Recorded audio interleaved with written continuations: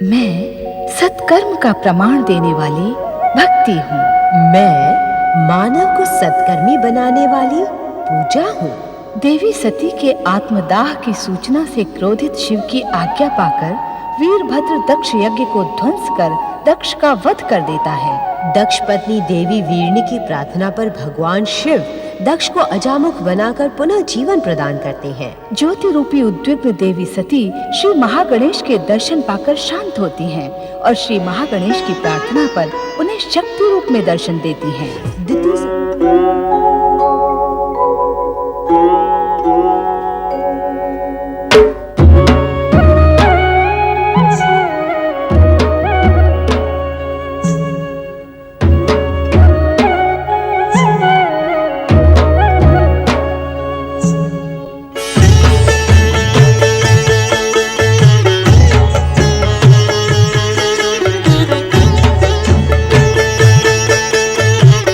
शक्ति स्वरूपिणी शिवा के आश्रय महादेव शिव अपने ध्यान को विराम दें। आंखें खोलें स्वामी। स्वामी, सती अवतार में हमने अपने पिता दक्ष प्रजापति के अन्याय से निराश होकर दक्ष यज्ञ के समय आत्म बलिदान किया,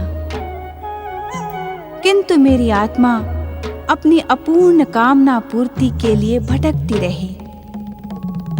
परम देव श्री महागणेश से परम ज्ञान प्राप्त करने के कारण ही मुझे अपने शक्ति स्वरूप का ज्ञान हुआ और हमने पुनः यह दिव्य रूप धारण किया। दक्ष यज्ञ में जो कुछ भी हुआ वो कष्टपूर्ण था।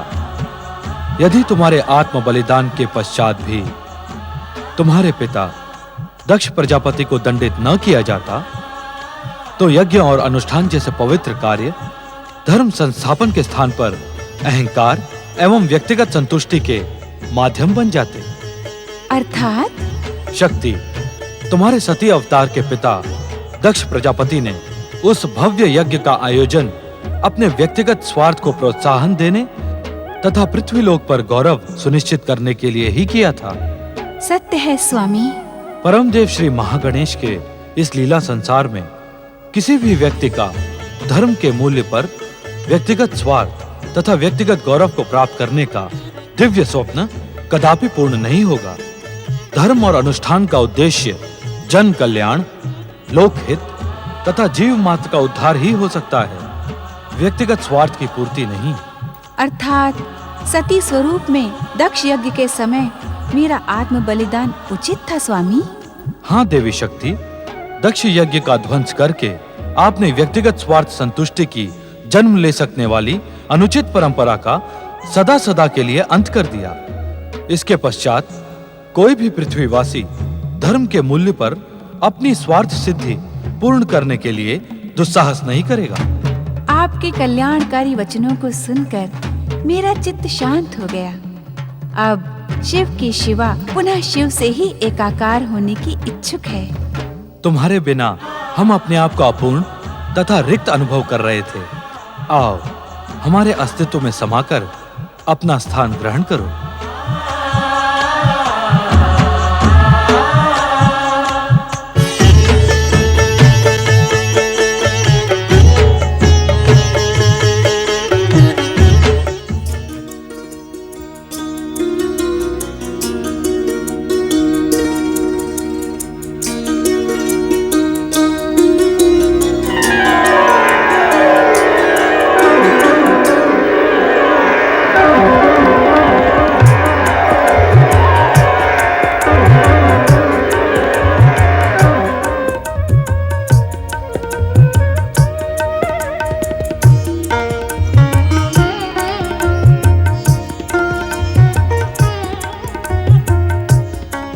प्रणाम माता श्री।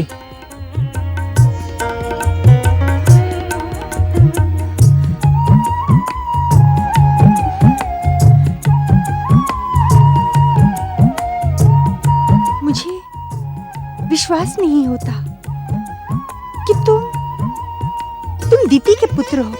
मैं आप ही का पुत्र हूँ माता, आप ही का प्रथम और ज्येष्ठ पुत्र। किंतु तुम वैसे क्यों नहीं हो जैसे कि हमने कल्पना की थी। अर्थात मैं कुछ समझा नहीं माता।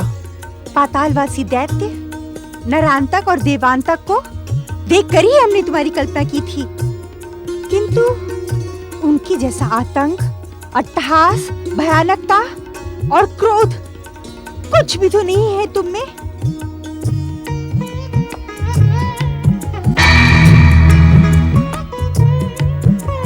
श्री गणेशाय नमः। पुत्र जन्म की तुम्हें हार्दिक बधाई देवी दीदी। तुम्हारा मनोरथ पूर्ण हुआ।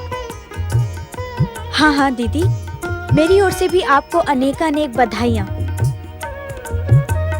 प्रणाम पिताश्री। आयुष्मान भव पुत्र। देवी दीदी, तुम्हारी इच्छा पूर्ति के लिए हमने अपने आराध्य श्री महागणेश की आराधना की थी। इसी कारण तुम दानव और मानव की महान संस्कृति के प्रतीक हो। अर्थात इसका मन मानव के समान सौम्य और सदाचारी है, किंतु शरीर दैत्यों के समान कठोर है। पुत्र, देवी अदिति भी तुम्हारे लिए माता के समान है। इन्हें प्रणाम करो। प्रणाम माताश्री। कीर्तिमान भव पुत्र। तुम्हारा शरीर मेरे पुत्र इंद्र के वज्र के समान ही कठोर है। इसी कारण मैं तुम्हें वज्रांग ही कहूंगी। तुम्हें युद्ध में अपने अभेद्य शरीर के कारण कोई भी परास्त नहीं कर सकेगा। तुम्हें युद्ध में अपने अभेद्य शरीर के कारण कोई भी परास्त नहीं कर सकेगा। अदिति, मेरे पुत्र के कठोर शरीर की तुलना अपने पुत्र इंद्र के वज्र के साथ करके तुमने मेरा अपमान किया है। आशीर्वाद देते समय भी तुम्हारी दुष्टता स्पष्ट है। दीदी, मैंने तो वज्रांग को युद्ध में अपराजित रहने का आशीर्वाद भी दिया है। दीदी, पुत्र को किसी के भी आशीर्वाद की आवश्यकता नहीं है। तुम इस कारण प्रसन्न हो रही हो ना कि मेरा पुत्र देवांतक और नरांतक की भांति आतंकी और भयानक नहीं है। नहीं दीदी नहीं, तुम अन्यथा सोच रही हो। तो अन्यथा ही सुन लो। मेरी महत्वाकांक्षा इसे देवांतक और नरांतक से भी अधिक भयानक बना देगी। हाँ।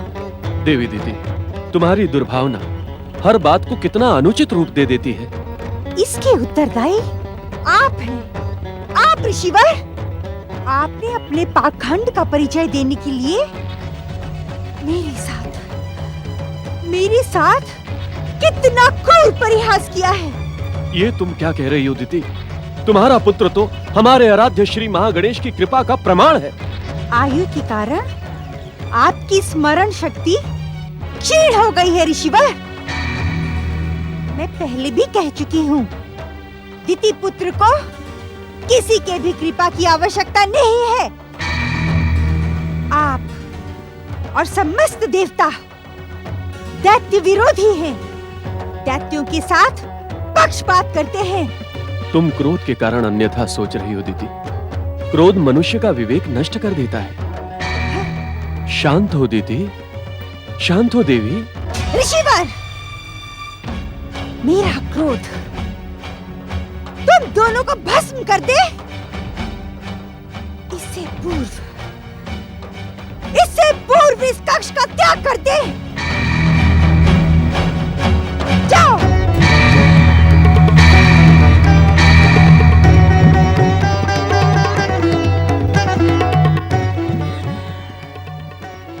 यदि तू मेरा पुत्र है तो इसी समय मेरे पितामह ब्रह्मा जी की आराधना करते हुए तपस्या प्रारंभ कर दे। किंतु क्यों माता? क्यों पूछकर तू मेरा अपमान ना कर पुत्र। ब्रह्मा जी को प्रसन्न करके तू उनसे अमरता और दैत्य शक्ति संपन्न होने का वरदान मांग। उसके पश्चात अदिति पुत्र इंद्र के स्वर्ग पर आक्रमण करके तू उस भीरू इंद्र को स्वर्ग से पतित कर दे। जो आज्ञा माता। ठहरो, अभी मेरी आज्ञा पूर्ण नहीं हुई है। क्षमा करें माता। दैत्य जाति में क्षमा का कोई स्थान नहीं होता। मेरी मनोकामना पूर्ण करने के लिए तुम्हें स्वर्गाधिपति बनना होगा। स्वर्ग सिंहासन पर अधिकार करना होगा। जाओ। जो आज्ञा माता।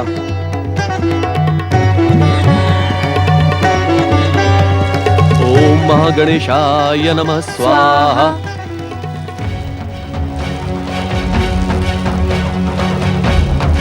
ओम महागणेशाय नमः स्वाहा। ओम महागणेशाय नमः स्वाहा। ओम महागणेशाय नमः स्वाहा। ओम महागणेशाय नमः स्वाहा। सावधान, मेरा पुत्र मेरी विध्वंसक महत्वाकांक्षा अवश्य पूर्ण करेगा। दीदी, ये तुम अनुचित कर रही हो। आपने भी मेरे पुत्र के साथ पक्षपात कर उचित नहीं किया। ये तुम्हारा भ्रम है दीदी। मुझे भ्रमित रहने में ही आनंद हो रहा है, क्योंकि भ्रम के कारण ही मेरी मनोकामना पूर्ण होगी। वीरू अदिति पुत्र इंद्र को पराजित कर मेरा पुत्र स्वर्गाधिपति बनेगा। मेरे पितामह ब्रह्मा जी से वो वरदान अवश्य पाएगा, अवश्य।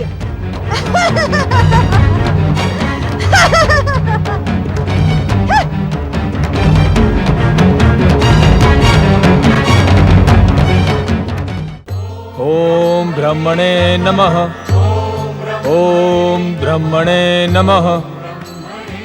ओम ब्रह्मणे नमः। ओम ब्रह्मणे नमः। ओम ब्रह्मणे नमः।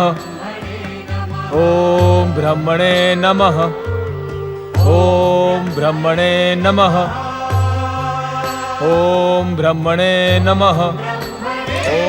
नारायण नारायण।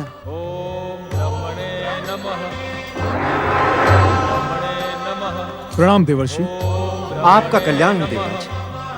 आप इस तपस्यारत व्यक्ति को इतने आश्चर्य से क्यों देख रहे हैं? मैं इस तपस्यारत व्यक्ति को नहीं देख रहा हूँ देवराज।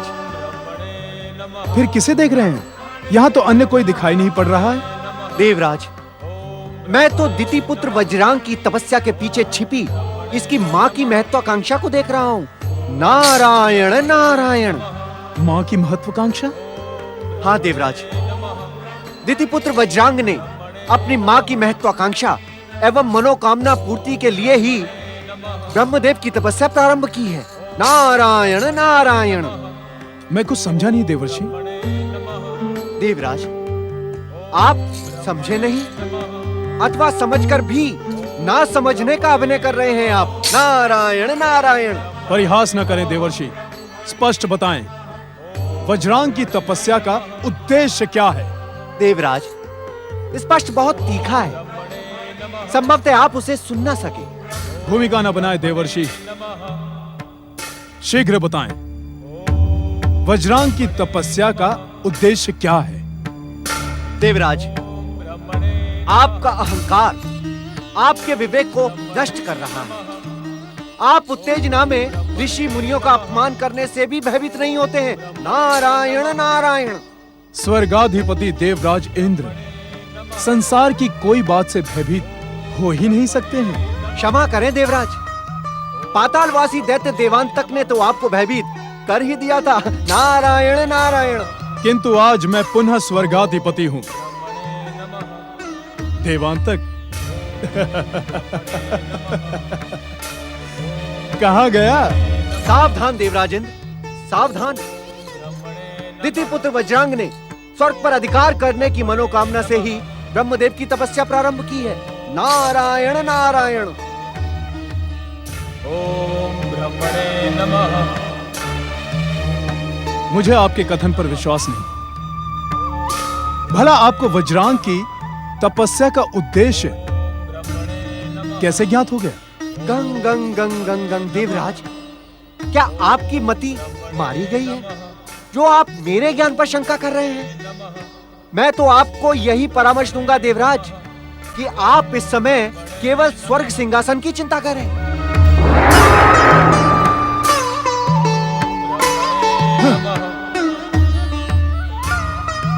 ओम ब्रह्मणे नमः। ओम ब्रह्मणे नमः। इस रोग का उपचार जानने के लिए मुझे ब्रह्मलोक जाना ही होगा। सृष्टि चक्र को गतिमान बनाए रखने तथा समस्त जीवों को आदर्श जीवन प्रदान करने के लिए अब ये आवश्यक हो गया कि श्री महागणेश सदा की भांति सृष्टि चक्र को स्वयं संचालित करें। परम देव श्री महागणेश ने निश्चय कर लिया कि अब संसार को धन ऐश्वर्य की देवी लक्ष्मी और विद्या ज्ञान की देवी सरस्वती की कृपा प्राप्त हो। इस निश्चय को पूर्ण करने के लिए श्री महागणेश ओमकार ध्वनि के साथ आकाश में प्रकट हुए।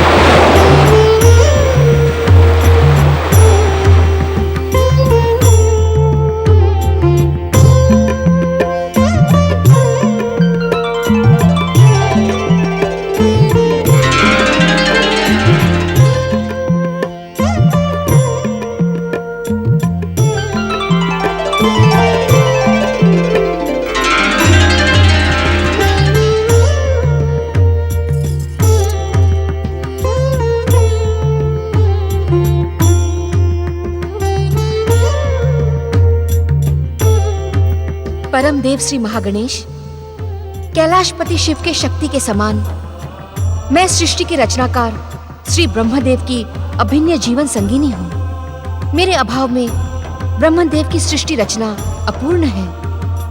हे जीव मात्र पर कृपा करने वाले परम देव, मुझे मेरा उचित स्थान प्रदान करें। हे महादेवी सरस्वती, आप सारे संसार के लिए माता के समान पूज्य हैं। यहाँ प्रकट होने से पूर्व भी आप अपने समस्त अस्तित्व के साथ ब्रह्मदेव में समाई हुई थीं। किंतु अब संसार आपके प्रत्यक्ष दर्शनों का इच्छुक है। इस कारण आप ब्रह्मा जी के स्वरूप से प्रकट होकर अपना स्थान ग्रहण करें। जो आज्ञा परम देव।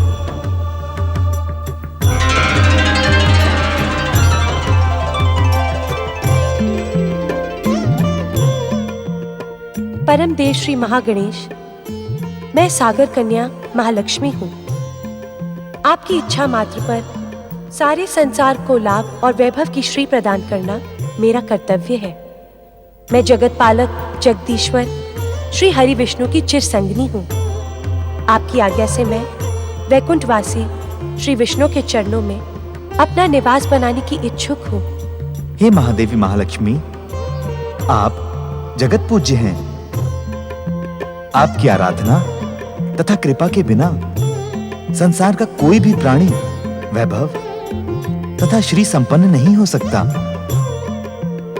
हम आपकी इच्छा का आदर करते हैं। आप वैकुंठ जाकर अपना योग्य स्थान ग्रहण करें। जो आज्ञा परम देव।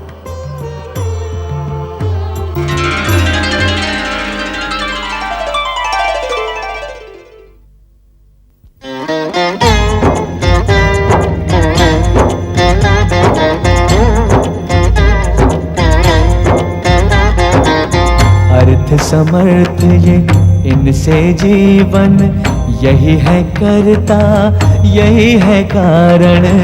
अर्थ समर्थ ये इनसे जीवन, यही है करता यही है कारण। सारे जगत के भाग्य विधाता, दुख हरता ये है सुखदाता। श्री गणेश श्री गणेश श्री गणेश।